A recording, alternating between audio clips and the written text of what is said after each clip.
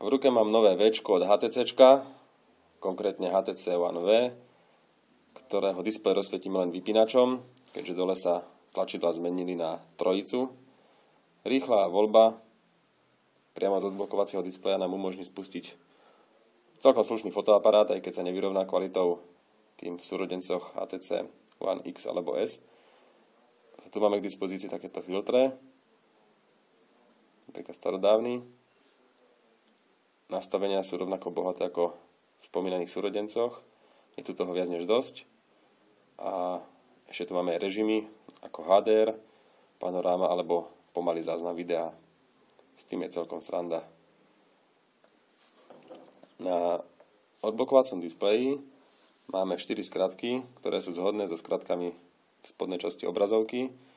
Ak hudbu vložím k Google Play, môžem tam dať aj tento G-Talk, tak vytvorím priečinok, čo je celkom šikovné, lebo ten priečinok je na každej úvodnej obrazovke a nachádza sa aj na odblokovacom displeji.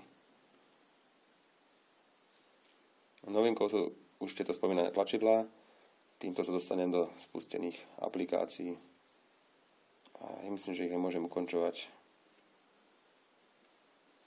takýmto spôsobom. Podržaním vypínača sa mi páči možnosť reštartovať telefón. Menu je podobné tým predchádzajúcim. Máme tu časté alebo stiahnuté položky. Usporiadanie je možné iba podľa HTC, a to je podľa ABCD alebo dátumu. Nemôžem si tieto položky usporiadať ľubovoľne ani vytvárať priečinky. Je tu aj rýchly vstup do Google Play.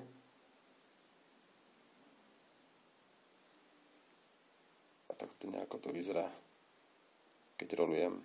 Nedokážem prejsť na prvú stranu zo 4, musím sa vrátiť naspäť.